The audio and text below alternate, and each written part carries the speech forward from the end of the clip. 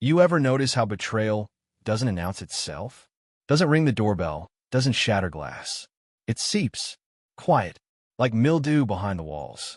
I didn't find out about the affair from a lipstick stain or some cliché perfume on a collar. No, my wife told me herself. She confessed it, said it was therapy, said he helped her heal her soul. It started with couples counseling. Laura, my wife, found him online. Said he came highly recommended, specialized in emotional trauma and long-term relational fatigue. Hell of a phrase for what was really just marital boredom. His name was Dr. Marcus Hale. Wore those rounded glasses like he wanted to look harmless.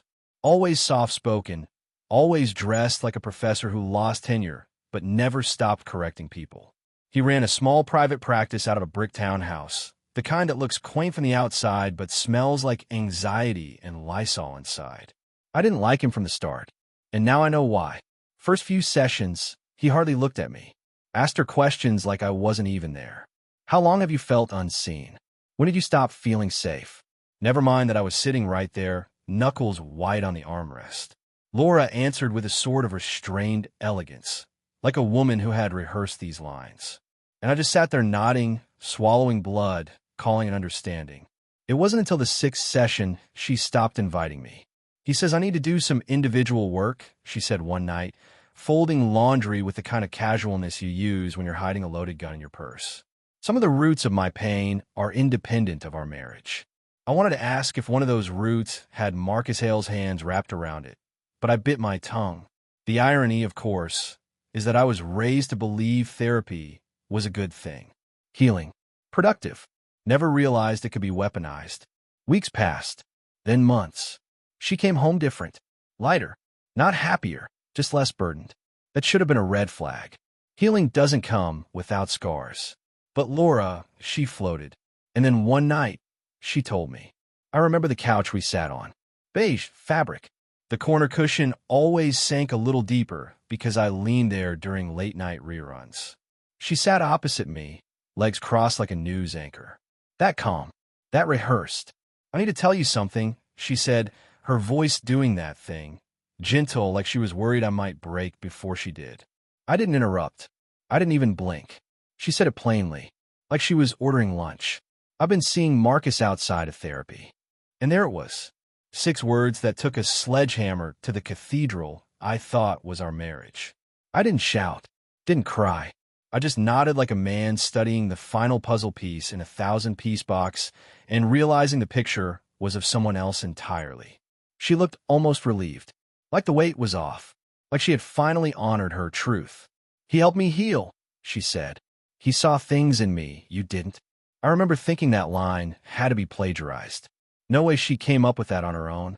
I slept on the floor that night, voluntarily. I didn't want the bed, didn't want the smell of her skin on the pillow.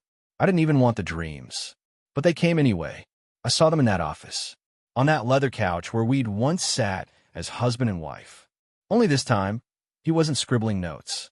He was holding her face, kissing her like she was something holy, like she was a patient he'd saved, and she let him. The next morning, I poured coffee with a steady hand. My calmness scared even me. She came into the kitchen barefoot, eyes puffy, wearing one of my old shirts like she was entitled to its comfort. I didn't look at her. You think this ends in forgiveness? I asked. She didn't answer. It doesn't, I said. And that was the beginning. Not of the end, but of something else. Something colder, quieter. The kind of storm that doesn't shake the windows, just the soul that I sat in my truck that night. Engine off, keys still in the ignition. No music, just the slow tick of metal cooling under the hood. I couldn't go back inside. Not yet. Not until the image of them on that couch stopped playing behind my eyelids. I pictured his hand brushing a strand of hair from her face. The way her mouth might have quivered when she said his name. Not Dr. Hale. Just Marcus. Personal. Intimate. Earned. I thought about the way she used to speak to me. Measured. Careful. Like she didn't want to wake something sleeping. When did that change? When did she start reserving her softness for another man? And not just any man, a man trained to find cracks and crawl inside them. He knew things about her that I didn't. That's what haunted me. Not the sex, the intimacy, the private fears, the childhood shame, the late-night tears she claimed never happened. She'd given that to him, laid it out like a feast, and let him gorge himself on her vulnerability. I'd spent 12 years chipping away at her armor, and in 6 sessions he had the keys to the kingdom. I finally walked in around midnight. She was asleep, or pretending to be. I didn't touch her, didn't even look at her. I went straight to the home office and opened her laptop. She was careless. Maybe she wanted to get caught. The browser history told its own story. Email drafts never sent. Notes in her phone. One of them read, "Marcus says I'm finally coming alive again." I read it 3 times, then closed the screen. The next day, I drove to his office. Not to confront him. Not yet. I just needed to see it again through a different lens. The red brick facade looked smug now, like it had secrets buried in the walls. There was a woman standing outside, early 40s, furrowed brow, clutching her purse like it held her last nerve. She glanced at me, then back at the door. Her turn next. I wondered how many women had stepped through that threshold with broken hearts and walked out with new ones, stitched together with silk and manipulation. I wondered how many husbands sat in kitchens just like mine, wondering how the hell they got replaced by a man who billed by the hour. I went home and started watching her. Not in a creepy, stalking my own wife way. In a deliberate, investigative way. I studied her. How she moved. What she said. What she didn't. She started humming again, something she hadn't done in years. She lit candles just to sit and read. She smiled when her phone buzzed, then tilted the screen away like a teenager. It was one night after dinner, when she poured herself a second glass of wine and leaned back on the couch, that she said it, out of nowhere, just floated the words out like smoke. I feel like I'm becoming myself again. I nodded slowly, eyes on the TV. And who was I married to before? She paused, lips still wet with wine. Someone who didn't know the real me. I let that one hang in the air like rot. Didn't swat it. Didn't flinch. That night, I checked her shared calendar and saw she had a session booked with Marcus on Thursday. She always used his first name now. Session with Marcus at 4 p.m. Not therapy. Not Dr. Hale. Just Marcus. So I followed her, parked across the street, and waited. She arrived 5 minutes early. She always hated being late. Wore that pale blue blouse I bought her last Christmas. The one she said was too conservative. Funny, it seems right now. She knocked once, and the door opened. He let her in himself. No receptionist. No witnesses. I stayed long after she went in. Then longer still after she came out. Face flushed, lips pressed into a satisfied kind of half smile. She didn't cry. Didn't dab her eyes like she used to. She looked lighter. Fed. I started digging into him. Marcus Hale. No wife. No kids. A string of small-town relocations. He'd been in 3 cities in the last 8 years. In each one, stories lingered. Whispers of boundary crossing. Emotional entanglements with clients. Nothing ever official. No formal complaints. Just rumors. And rumors are just facts that haven't grown teeth yet. I called in a favor from an old college friend, a tech guy with access to things most people shouldn't have access to. Gave him Hale's name and email. Told him I needed everything.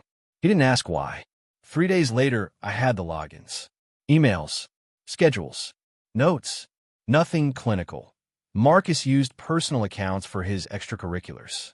The messages were there. Dozens of them. Some from Laura. Some from other names. Women, mostly. All similar in tone. You make me feel alive again. No one has ever seen me like you do. I wish we could be more than just doctor and patient. And then the ones from Laura. I hate lying to him, but I need this.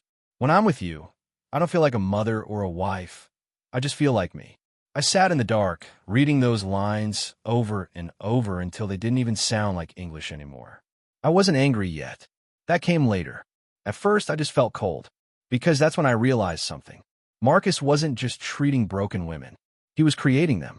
And I was next that I started mapping it all out on a wall in the garage, photos, printouts, red yarn, the whole mess. I looked like a man unraveling, and maybe I was, but at least I was unraveling with purpose. Each string on that wall was a breadcrumb. Every pin a woman who once walked into that office with a limp soul and walked out stripped down to nothing but praise and dependence. It wasn't just Laura. It was Clara, Allison, Jenna, Naomi, At least 5 other names tied to overlapping session dates and eerily similar language in their messages. You help me remember who I really am. You save me. You see me. The kind of words that weren't really about healing, they were about surrender. And Marcus collected surrender like currency. I drove 2 towns over to visit one of them, Allison. Found her name in a forwarded email thread. Tracked her down through an old Facebook page that hadn't been updated in years. She lived in a second-floor walk-up above a tattoo parlor and answered the door wearing a hoodie and eyes that looked like they hadn't trusted anyone in a long time. I told her who I was. I told her my wife had seen Marcus. She didn't slam the door. She just sighed, turned, and walked back into the apartment like she'd been waiting for this day. He makes you feel like you're the only one, she said, stirring sugar into a chipped mug of tea. Like you're the smartest, most wounded, most fascinating creature he's ever encountered. And then one day you look up and realize he said those same words to 5 other women. I asked her why she hadn't said anything. Filed a report. Warned people. Because I thought I loved him, she said. And when I stopped loving him, I was too ashamed to admit what I'd become. I drove home in silence. The sun was low by the time I got back, casting the house in that dusky orange that makes everything look like it's holding its breath. Laura was already there. She didn't hear me come in. She was upstairs, door cracked open, talking on speakerphone in that hushed tone she used when she didn't want the words to stain the walls. I just need a little more time, she said. He's starting to ask questions. I can handle it. I didn't breathe. Marcus's voice came through next. Muted, calculated. You're doing great. Just stay focused on your peace. He's not your responsibility anymore. Peace. That's what they were calling it now. I backed away from the door before she heard me. That night, I made her dinner. Chicken piccata. Her favorite. I watched her smile when she took the first bite, and I wondered how a woman could smile like that while helping another man dig a grave for the life we'd built. I smiled back. I spent the next few days gathering more. Her phone habits, her schedule, the extra half hour she stayed parked in the driveway after yoga. Every piece of data, every inconsistency, I logged it all. I wasn't going to confront her. Not yet. People like Marcus thrive on confrontation. They rehearsed for it, built narratives around it. No, I wasn't going to give him the satisfaction. I was going to take my time, pull every nail from the foundation until the house collapsed on its own. Then something happened I didn't expect. Marcus reached out to me. It came in the form of an email. No subject line, just my name in lowercase letters. Alex, I understand you're upset. I'd like to offer you a chance to talk, just the 2 of us. There's a lot I think you deserve to understand. You can come by the office after hours. No charge, no pressure, just clarity. He signed it M. Clarity. He wanted to explain to me the psychological justification for seducing my wife. He probably had a whole monologue prepared about emotional neglect, unconscious trauma responses, mirrored empathy. But what he didn't realize, what people like him never realize, is that I'd already heard enough. Still, I accepted. I told Laura I had a work thing. She barely looked up from her phone. She'd already started treating me like a temporary guest in my own life. When I walked into Marcus's office that night, it was lit low and smelled like cedar and soft betrayal. He stood when I entered, extended his hand like we were old colleagues. I appreciate you coming, he said. I didn't shake his hand. Cut the shit, I said. He smiled. Not wide.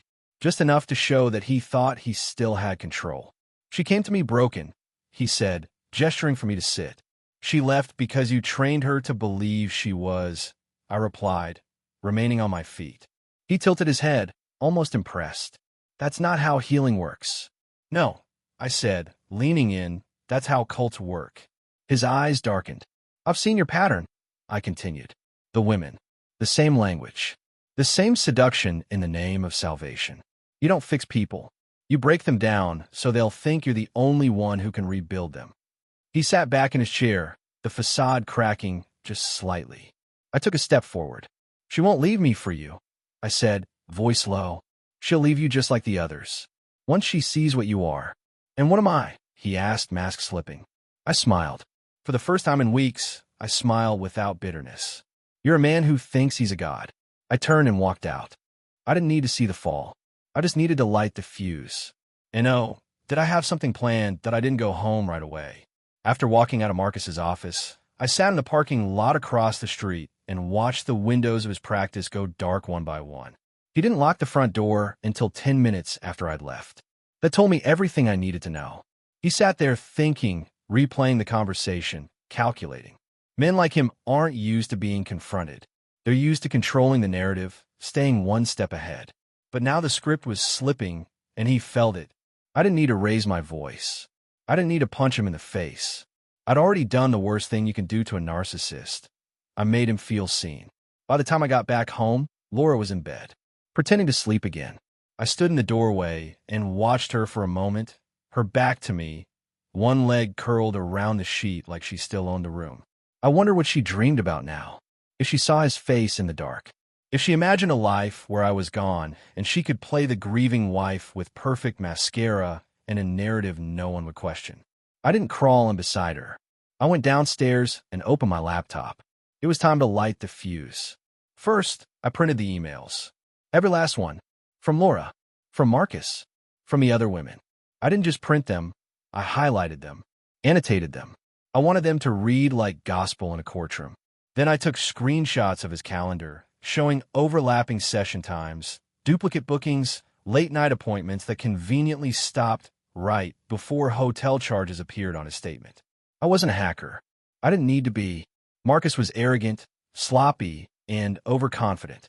And Laura had used the same password for everything since college. The pieces were practically begging to be assembled. Next, I started packaging everything up into a quiet little file. A USB drive, a printed dossier, a few flash copies tucked into envelopes. I labeled them all the same. Patient trust breach, Marcus Hale. I didn't send them yet. That would come later. First, I made a list. The State Board of Psychology, the Clinic Advisory Council, local news tips desk, a woman I found online who wrote exposés on medical ethics, and one more, my lawyer. Not for a lawsuit. Not yet. Just to hold everything in escrow in case I disappeared. The game Marcus was playing? It had rules now. Mine. I wasn't done. I booked a private session with him, under a fake name. Used a friend's number and prepaid card. I wanted to see how far he'd go. How quickly he'd pivot from counselor to confidant to co-conspirator. And no, he didn't disappoint.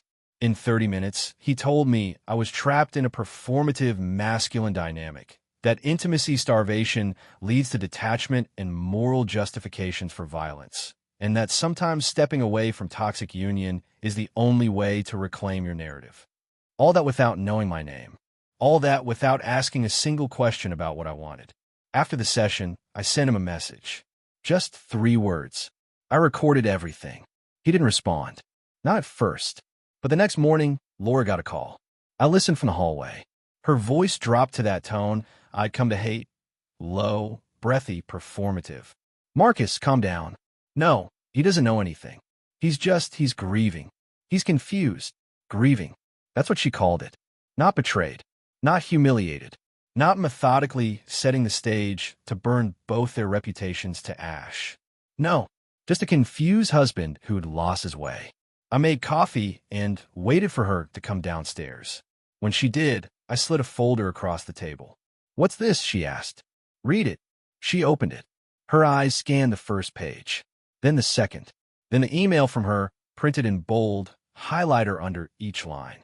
"Sometimes I think you'd be better off if I just left.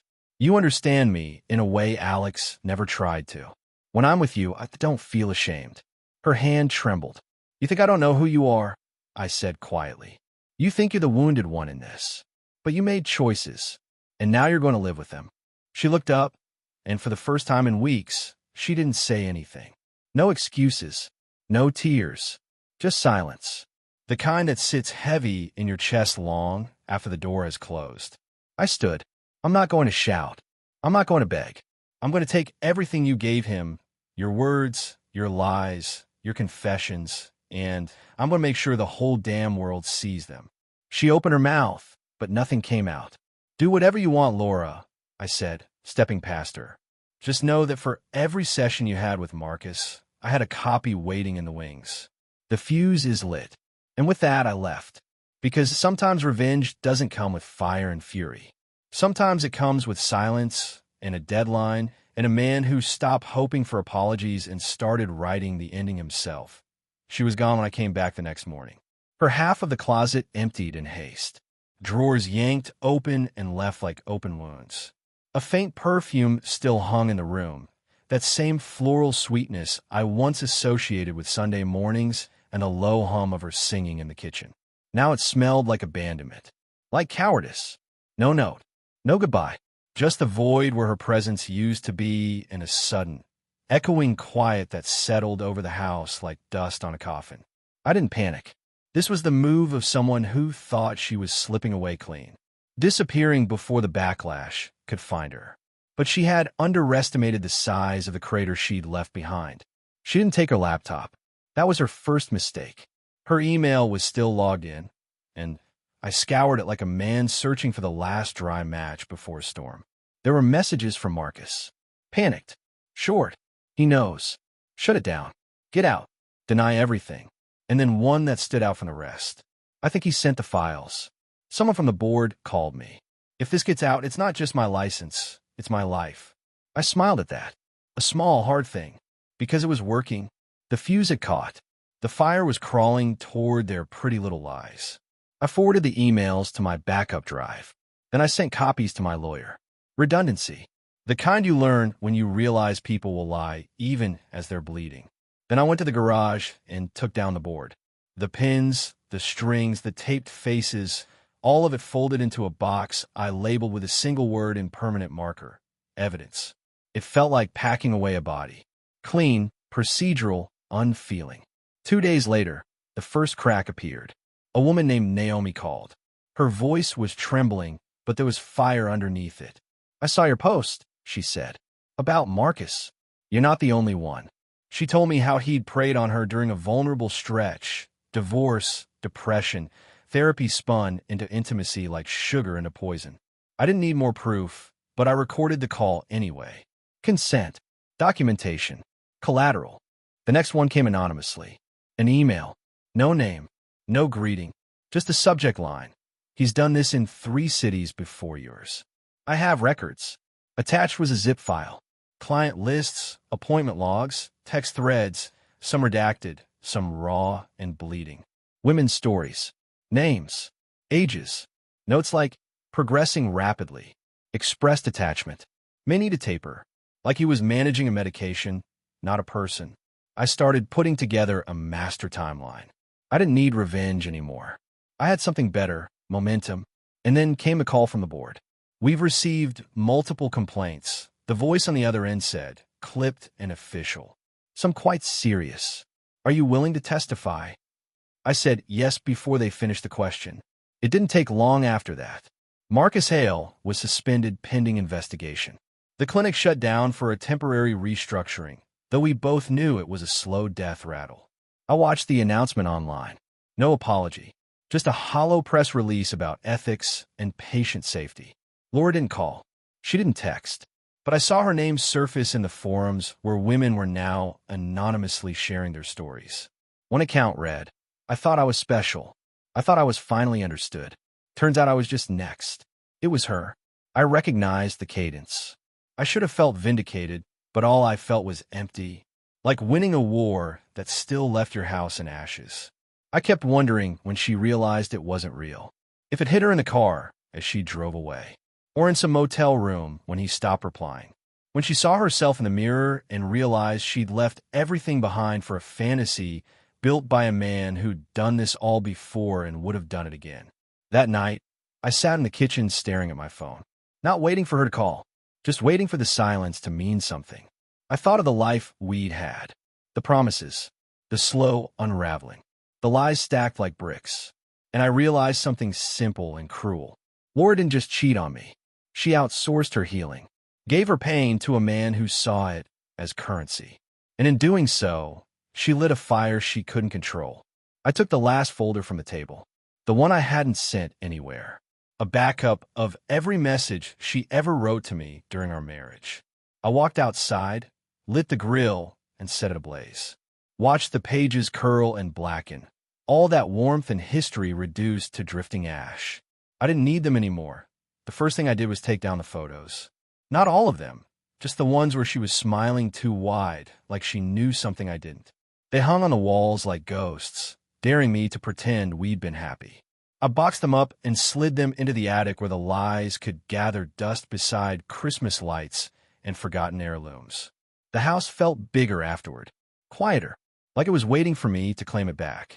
I started making changes. Small at first. New paint in the kitchen. Tossed the duvet she picked out. Replaced the scent diffuser she loved with the sharp, clean smell of pine. Erased her footprint one decision at a time until the space no longer whispered her name when I walked through it in the dark. I went back to work. No one asked questions. They nodded like they understood, offered the kind of polite half-sympathy people give when they've heard rumors but don't want to pick at the wound. I let them believe whatever version they needed. That she left. That I was moving on. That maybe I was finally free. Truth was, I didn't know what I was. Not free. Not trapped. Just suspended, like the moment after a glass slips from your hand, but before it hits the floor. Marcus disappeared from the public eye. Official word was that he was cooperating with the investigation. Behind closed doors, he'd lawyered up. Some of the women agreed to testify. Some didn't. Trauma doesn't come with a standard recovery period. But the case was moving forward. Slowly. The way justice always moves when it's dragging its feet over a man who knew the right buzzwords. I kept out of it mostly. I'd done what I needed to. Lit the fuse, watched it burn. Now, it was someone else's job to sift through the wreckage. Then, 3 weeks after she vanished, Laura came back. Not to the house. To the courthouse. She filed for a separation. No note. No phone call. Just a crisp manila envelope delivered to my mailbox like a subpoena wrapped in nostalgia. I opened it at the kitchen table, the same spot where she once told me she was seeing Marcus. Her handwriting was still the same. Clean, looping, too neat for someone who'd torn a life apart so recklessly. Inside was a letter. Not an apology. A justification. She said she needed clarity. Space. Said I had always occupied too much of her emotional bandwidth. That line sat with me like acid on the tongue. I had given her everything. Time, attention, stability. She'd called it a cage. He called it suppression. And now she was calling it history. I didn't respond. I didn't contest. Some battles aren't worth fighting when the war is already over. Instead, I kept moving. I joined a gym. Started running again. Picked up my guitar for the first time in years. Played until my fingers bled and the music stopped sounding like grief. I saw friends I hadn't made time for. Talked less. Listened more. The world hadn't changed. I had. Or maybe I was just waking up from a long sleep. One night, I found myself outside her favorite bookstore. Reflex, I guess. I stood across the street, watching through the window like a ghost haunting a memory. The shelves were the same. The clerk was new. The chair in the back where she used to sit and read, empty. I didn't go inside. Just watched. Let the moment pass through me like cold wind. Then I turned and walked away. I don't know if she's happy. I don't know if he is either. I stopped checking. Stopped scrolling through the digital trail they left behind. I didn't need to know. That was the whole point of rebuilding. You stop needing the answers. You stop giving the past permission to speak into your future. But sometimes, at night, I still hear her voice. Not the real one. The memory of it. That soft, careful tone she used when she was already gone but hadn't left yet. It doesn't hurt like it used to. Now it's just a sound. Familiar. Hollow. Distant that I wasn't planning to see her again. That was never part of the reconstruction. She'd filed the papers, he'd vanished from the public eye, and I'd started carving out a new version of my life that didn't have her name engraved in every corner. But healing's got a funny way of pulling loose threads, and one of those threads came wrapped in a text from an unknown number. He's trying to reach you. You should come. No name, no context. Just coordinates dropped like a breadcrumb trail from a ghost. The address led me to a house on the edge of town, tucked behind overgrown hedges and a rusted gate. I recognized the car out front. Hers. Silver Toyota, tires worn, one headlight out. I stood there for a moment, hand on the gate, trying to decide if walking through meant weakness or closure. I didn't care anymore. I went in. She opened the door before I knocked, like she'd been watching.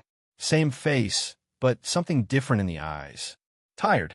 Not sleepless tired, truth tired.